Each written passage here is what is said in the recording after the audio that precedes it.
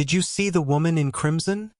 whispered Lord Hartley to his companion as the royal summit guests assembled in the palace gardens. "The one with the diamond tiara beside the king's pavilion?" "I saw her," Lady Ashmont replied, her voice tight with curiosity. "And more importantly, I saw the child. Those eyes. Merciful heavens, Hartley, tell me you noticed the eyes." "Violet," he breathed, "like the old portraits in the King's Hall. Like the legends." Across the manicured lawns, past the marble fountains and beneath the silk canopies, Elara stood perfectly still, her crimson gown a deliberate provocation, her tiara catching the afternoon sun like a crown of fire. 5 years had passed since she'd walked these circles of power. 5 years since she'd been anything more than a discarded wife, a broken vessel, a woman whose only value had been measured by her womb and found wanting. But the woman who stood here now was not that woman. Her hand rested lightly on the shoulder of a small boy whose messy dark hair barely concealed what everyone had already begun to whisper about. Leo, only 5 years old, stood unnaturally still for a child his age, his violet eyes, those impossible, legendary eyes, tracking the nobles with an awareness that made grown men uncomfortable. "She looks like she's waiting for something," Lady Ashmont murmured. "Not waiting," Lord Hartley corrected, his gaze following the direction of Elara's cold stare. "Hunting." And there, across the garden, frozen mid-conversation with a group of minor lords, stood Duke Arthur of Ashworth. The color had drained from his handsome, aging face. His hand trembled around his wine glass, because he had seen the boy, he had seen the eyes, and he had finally, devastatingly, understood what he had thrown away into the rain 5 years ago. Elara's lips curved into something that wasn't quite a smile. Let him look. Let him realize. Let him suffer the knowledge that the miracle he'd called impossible now stood before him, wearing the king's protection like armor, and her vindication like a crown. Oh! Astonishing, isn't it? But before we reveal how this incredible moment came to be, I have a question for you. Do you believe that destiny is written in the stars, or do we make it ourselves? Let me know in the comments below, and tell me, where in the world are you watching from today? I love reading you stories. Now, settle in, hit that subscribe button to join our family, and let me tell you the truth about what really happened. The study was cold despite the fire.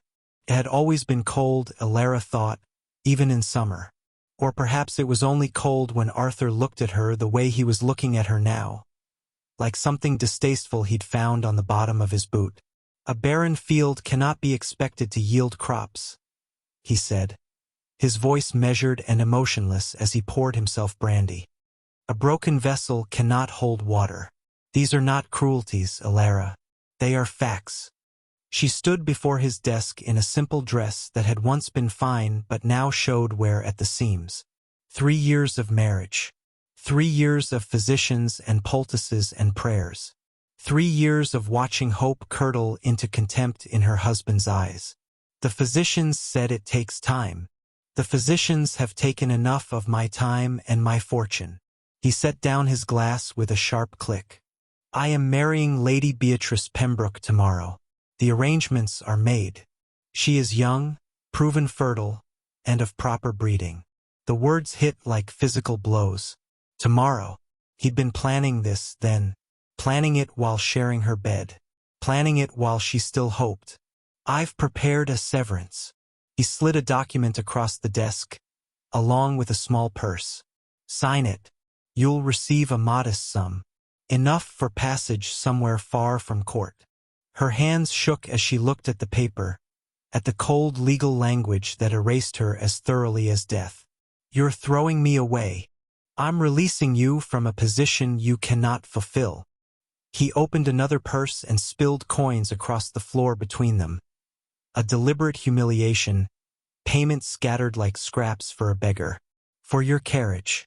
And your silence." Something broke inside her then, some last fragile thing that had still believed in his goodness. She bent slowly, picked up one coin, then another.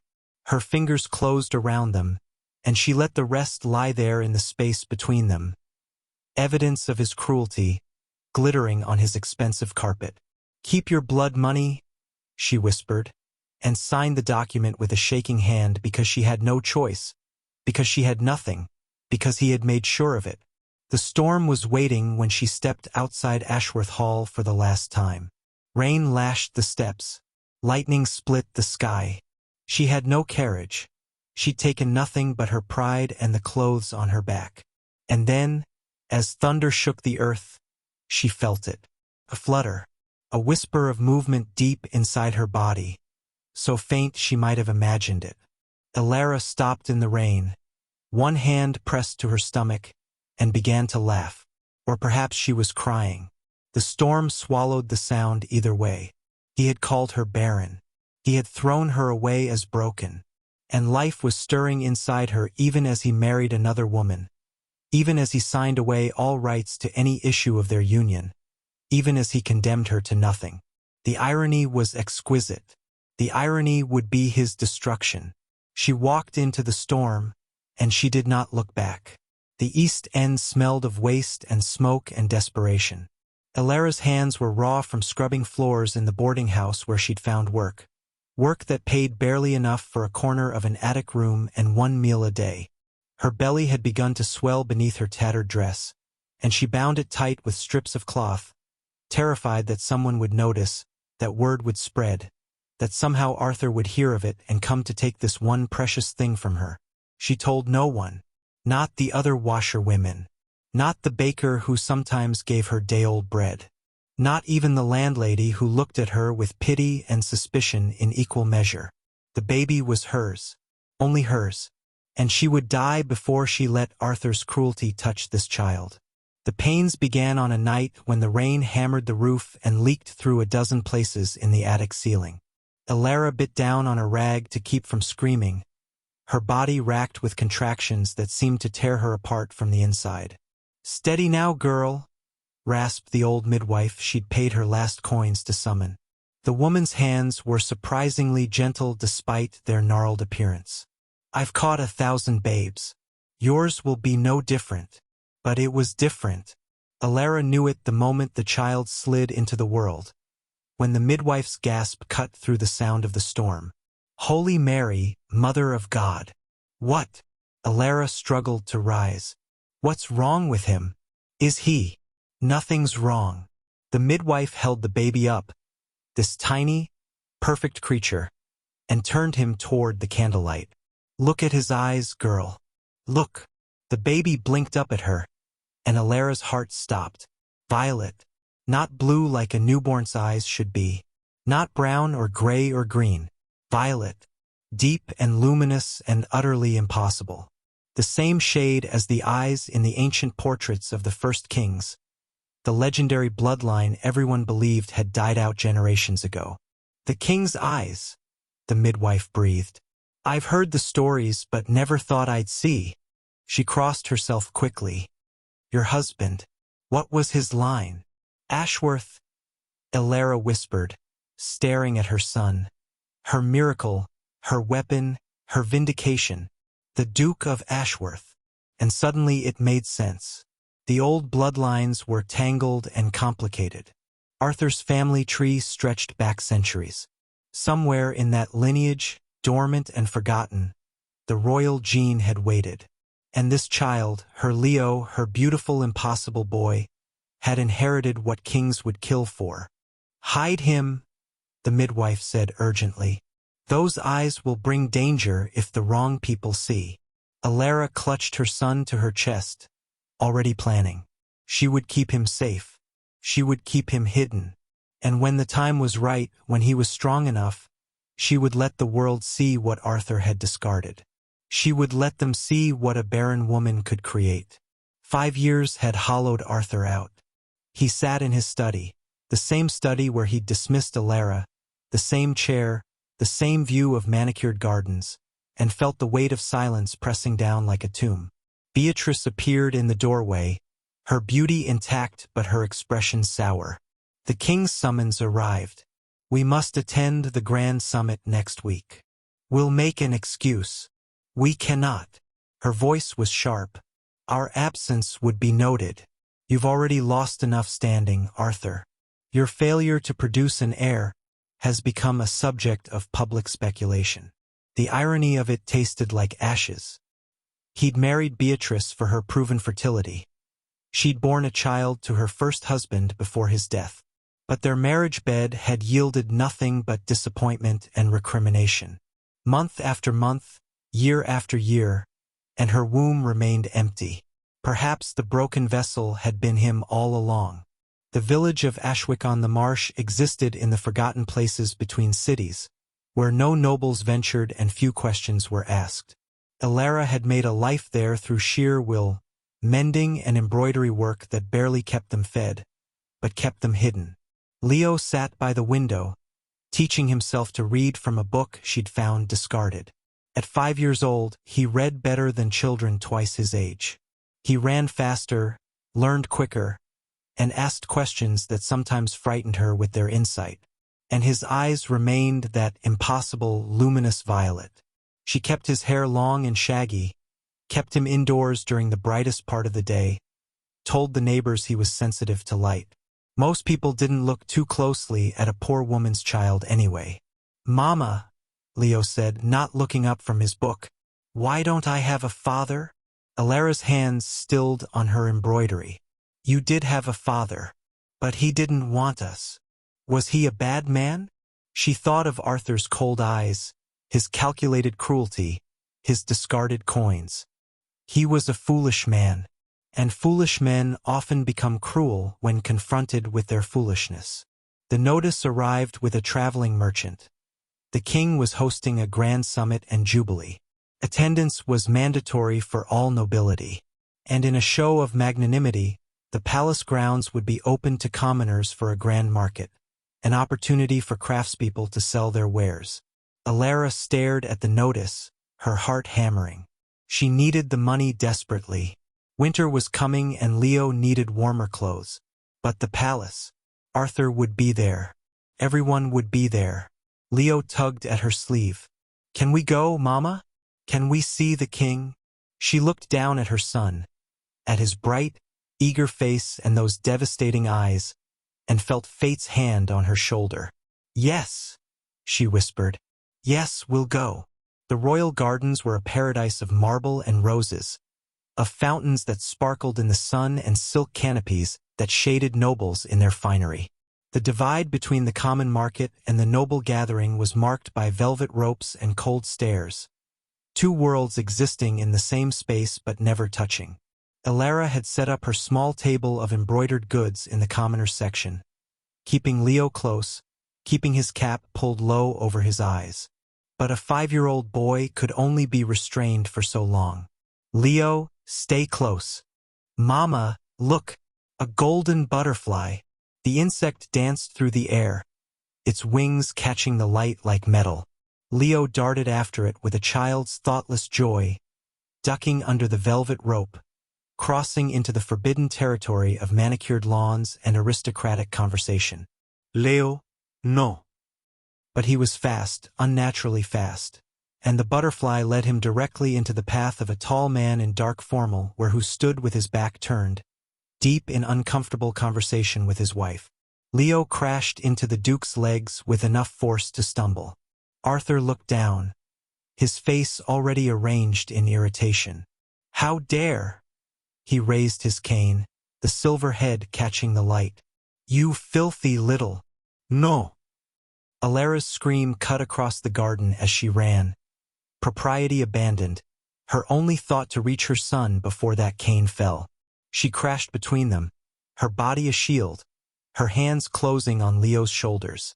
The impact knocked his cap off, tumbled to the grass, forgotten, and the sun hit Leo's face fully for the first time. The violet eyes, brilliant and undeniable, stared up at the Duke of Ashworth. Arthur's cane froze mid-swing. The color drained from his face. His mouth opened but no sound emerged. Around them, conversations stuttered to silence. People turned. People stared. "Elara?" The name came out strangled, disbelieving. She rose slowly, placing herself between her son and the man who'd thrown them away. 5 years ago she'd been broken and desperate. Now she met his eyes with cold, burning triumph. "Hello, Arthur," she said softly. "Did you miss us?" The crowd rippled outward in whispers. A stone dropped in still water, sending shock in concentric circles. Lady Beatrice made a sound like a wounded animal, her gloved hand flying to her mouth. Other nobles craned their necks, drawn by the sudden drama, by the impossible sight of those violet eyes. "The king's eyes," someone breathed. "It can't be. But look at them." Arthur dropped to his knees so suddenly it might have been comic if it weren't so desperate. His hands reached for Leo, grasping, claiming, "My son. My God. This is my son." The timeline. 3 years married, 5 years ago. His voice broke with terrible understanding and terrible greed. "You were carrying him. When I sent you away, you were all ready. Don't touch him." Alara's voice was ice and steel. She slapped his hands away with enough force to crack. "Don't you dare touch him. He's mine." Arthur's shock was giving way to frantic calculation. The heir he desperately needed. The miracle child with royal blood. "He's my heir. The law states." "The law states nothing." Alara's laugh was sharp enough to cut. "You threw us away, remember? You called me barren. You called me broken. You scattered coins on the floor and married another woman before the sheets were cold." Beatrice made another wounded sound. Her face had gone white beneath her powder. Arthur struggled to his feet, his duke's authority reasserting itself. "Regardless of our difficulties, the child is still mine by blood and by law. Guards." He gestured sharply. "This woman has been hiding my legitimate heir. Arrest her for—" "On what charge?" Alara's voice rang clear across the garden. "Raising the son you didn't want? Keeping him safe from the man who would have seen us both dead rather than admit his mistake." "I'll have him." Arthur's voice shook with desperation and rage. "I'll use every legal power at my disposal. You have nothing, no name, no money, no standing. He belongs with me in Ashworth Hall, taking his rightful place. The boy belongs exactly where he is." The voice cut through the chaos like a blade. The crowd parted instantly, automatically, bodies bowing as the king himself stepped out from the palace terrace and began walking toward them across the garden lawn. Arthur's face went from red to white. He bowed so deeply it looked like breaking. "Your Majesty, I—" But the king wasn't looking at him at all.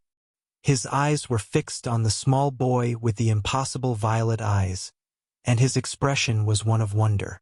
The king moved through the bowing crowd with the ease of a man accustomed to parting seas. He was younger than Alara had expected, perhaps 40, with silver threading his dark hair and sharp intelligence in his eyes.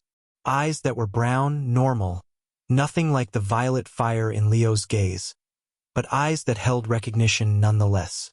"Your Majesty," Arthur began, his voice oily with desperation, "this woman has stolen."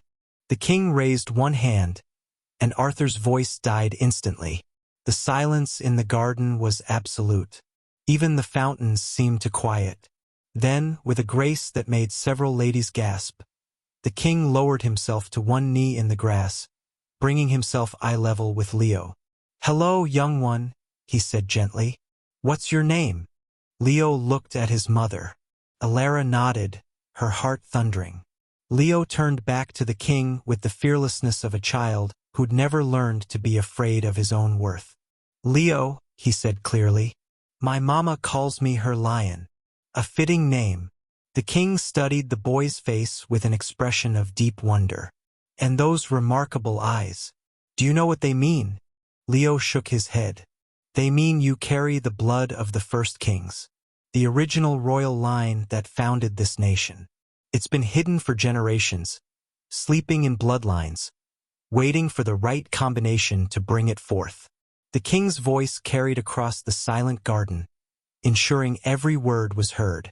"The histories say that when the violet eyes return, They mark a child of extraordinary potential, a true heir to the ancient throne. The crowd exploded into whispers. Arthur made a strangled sound.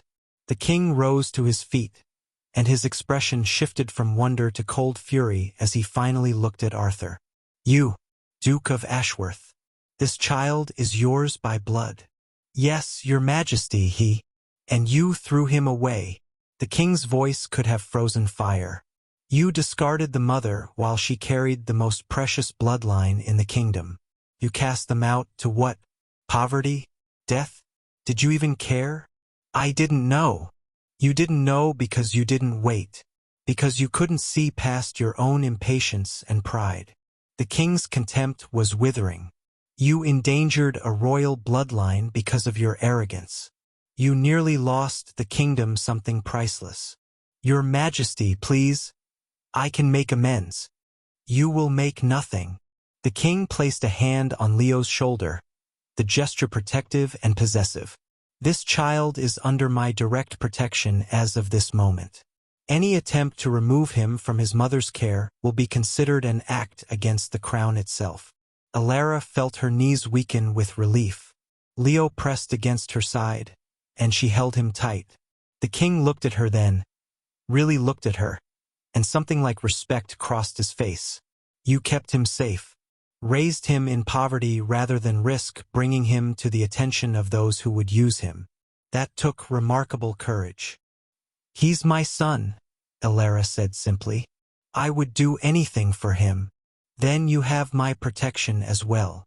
The king's voice rang with authority. Both of you, from this moment forward. Arthur stood frozen, his face a mask of devastation, watching his miracle heir, his legacy, his redemption, placed forever beyond his reach. The tribunal chamber was oak and authority, with the king seated in judgment and the kingdom's finest legal minds assembled to witness. Arthur had arrived with a team of expensive lawyers, men in immaculate suits carrying leather cases stuffed with precedent and statute. He'd regained some of his composure overnight, rebuilt his duke's arrogance like armor. The law is clear, your majesty, his lead counsel argued. Regardless of the circumstances of the separation, paternal rights supersede all other considerations. The child is legitimate issue of a legal marriage. The duke has every right. Had, Alara said quietly. The lawyer faltered. I beg your pardon? Had every right. Past tense. She reached into her worn bag with trembling fingers and pulled out a document. It was creased and water-stained, the ink blurred in places, one corner torn. She'd kept it folded against her skin for 5 years, this evidence of her destruction and her salvation. The king gestured. Let me see. She handed it to the bailiff, who brought it to the throne. The king unfolded it carefully, and Alara watched Arthur's face as recognition dawned, watched the color drain, watched the arrogance crack. No, Arthur whispered. That was just the complete severance and release of claims, the king read aloud. Dated 5 years ago, signed by both parties. His eyes scanned the document, and something like amusement flickered across his face. How thorough you were, Duke Ashworth. How very careful with your legal protections. It was a standard separation agreement. Standard. The king's eyebrow rose. Let me read this particular clause. The Duke of Ashworth hereby renounces and releases any and all claims to any issue, born or unborn, of the union between himself and Alara Whitmore. All parental rights, inheritance, and legal connection are hereby forever severed. You wanted to ensure she couldn't come back claiming money for a child, didn't you? Arthur's lawyer had gone pale. Your Majesty, surely the intent. The intent was to protect himself from financial obligation. The result is that he has no legal claim whatsoever to this child. The king looked at Arthur with something close to pity. You signed away your son before you even knew he existed. You traded your heir for convenience and pocket change. I didn't know she was pregnant. Arthur's composure shattered completely. If I'd known. If you'd known, you would have what? Been kinder? Been patient. Alara's voice was soft, but it carried. You called me broken, Arthur. You threw coins at my feet. You married another woman while I still wore your ring. The only difference this knowledge would have made is you would have locked me up instead of throwing me out. You wanted to be rid of me, and you made certain it was permanent. The king folded the document carefully and handed it back to her. The law is indeed clear, gentlemen. The Duke of Ashworth has no son. He renounced any claim 5 years ago in a legally binding document. There is nothing more to discuss.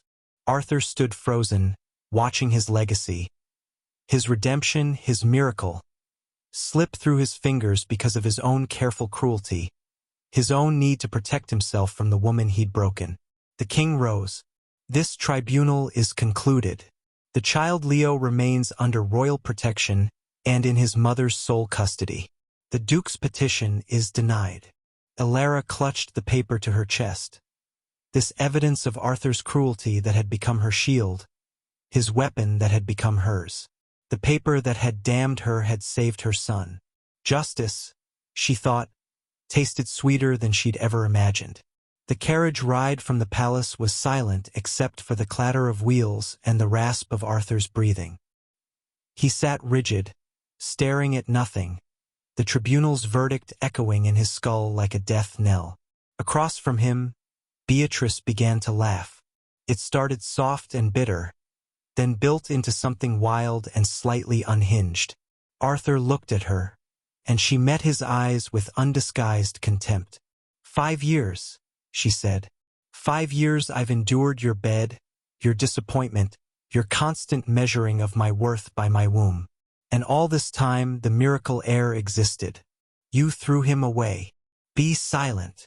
The entire court is laughing at you, at us. The duke who discarded a fortune because he was too impatient to wait. Too proud to believe a merchant's daughter could give him what nobility couldn't. She stripped off her glove with sharp, angry movements. I'm done. The wedding ring hit him in the chest and fell to the carriage floor with a small final clink. Beatrice, I'm seeking an annulment, on grounds of your proven infertility, your moral turpitude, and my complete inability to stomach the sight of you for one more day. She smiled, and it was vicious. I'm still young enough to find another husband, one who isn't the kingdom's most spectacular fool. The carriage stopped at Ashworth Hall. Beatrice descended without waiting for assistance and walked away without looking back, her spine straight and her head high, leaving him alone with his devastation. The royal decree arrived the next morning, delivered by messenger and sealed with the king's own mark. Arthur broke the seal with shaking hands. *4 crimes of moral turpitude and endangerment of royal bloodline. The Duke of Ashworth is hereby stripped of his seat in the House of Lords and removed from all positions of royal appointment. His title remains only as a courtesy, with no accompanying power or privilege. Arthur read it 3 times, each word another nail in his coffin. Not completely destroyed, he still had his estate, his wealth, but publicly shamed, politically neutered, made irrelevant. He walked through Ashworth Hall in the days that followed, and the silence was deafening. Servants whispered and avoided his eyes. Invitations stopped arriving. Friends became suddenly unavailable. The whole elaborate social structure he'd built his life around had turned its back, and he was left alone in his massive, empty house with only his regrets for company. He stood in his study, the same study where he'd called Alara barren, where he'd thrown coins at her feet, and looked at the spot on the carpet where they'd fallen. He'd had them picked up, of course. Every last one recovered and returned to his purse. He'd been so careful with his money, so protective of his assets, so determined to cut her off completely, and it had cost him everything. 10 years later, the capital had learned to love its violet-eyed prince. Leo at 15 was tall and graceful, with his mother's determination and something else, something that seemed to radiate from him like light. The king had taken him under his wing, educated him alongside his own children, and the people had embraced him as a symbol of hope and renewal. Alara stood on the palace balcony watching the parade preparations and barely recognized herself in the polished glass. The Queen Mother, they called her, though she'd never married the king. She ran charities for discarded women and orphan children. She wore silk and jewels and spoke at royal functions. But she still kept that crumpled, water-stained document in a locked box in her chambers, a reminder of where she'd been. Below, the parade route was filling with crowds. The celebration was for Leo's 15th birthday, a national holiday now, marking the day the lost bloodline had returned. Somewhere in that crowd, unremarked and unremembered, Arthur of Ashworth stood in clothes that had seen better days. His title remained, but his fortune had dwindled, spent on lawyers and bribes and desperate attempts to regain relevance. His hair was white now, his face lined, his body bent. No one recognized the man who'd once been one of the most powerful dukes in the kingdom. The trumpets sounded. The parade began. Leo rode a white horse, his violet eyes brilliant in the sun, his smile genuine as he waved to the cheering crowds. He looked every inch a prince, every inch the miracle he'd always been. The horse passed within feet of where Arthur stood pressed against the barrier. For one moment, Leo's gaze swept across the crowd and landed on the old man's face. Those violet eyes, Arthur's eyes, his bloodline, his lost legacy, met his. There was no recognition in them. No acknowledgement. Leo had never been told who his father was. To him, Arthur was just another aging man in the crowd, just another face in the sea of his adoring people. Leo's gaze moved on without pause, already looking toward the next section of the crowd, the next wave of celebration. Arthur felt something break inside his chest. To be looked at and not seen. To be so thoroughly erased that even his own son didn't know him. The boy he'd have given everything for, everything he'd destroyed himself trying to reclaim, had just looked through him like glass. Tears cut tracks through the dust on Arthur's face. Around him, the crowd roared its love for the prince. Above, on the balcony, Alara stood in crimson and diamonds, her hand resting on the king's arm, her smile serene and victorious. She saw Arthur in the crowd. Of course she saw him. She'd always known where he was, how far he'd fallen, how completely his own cruelty had devoured him. Their eyes met across the distance. She didn't smile, didn't gloat, simply looked at him with the calm certainty of a woman who'd survived everything he'd tried to make her, everything he'd called her, and transformed it into triumph. Then she turned away, back to the celebration, back to her son's glory, and Arthur was left alone in the crowd with nothing but the weight of his choices and the ghost of coins scattered on a carpet 5 years and a lifetime ago. The parade moved on. The crowd surged forward, and Arthur wept in the dust of his own making, finally understanding what it meant to be truly barren. Not of body, but of grace, of patience, of the simple human kindness that could have given him everything. Justice was complete, and it was perfect, and it was utterly without mercy. The end. And just like that, the truth came out. It just goes to show that sometimes the biggest heroes are the ones we least expect. If this story touched your heart, please hit the like button. It really helps us share these stories with the world. And don't forget to subscribe and turn on the bell so you never miss a moment. If you could have done what Alara did, would you have forgiven them? Let me know in the comments. Until next time, stay safe and keep believing in miracles.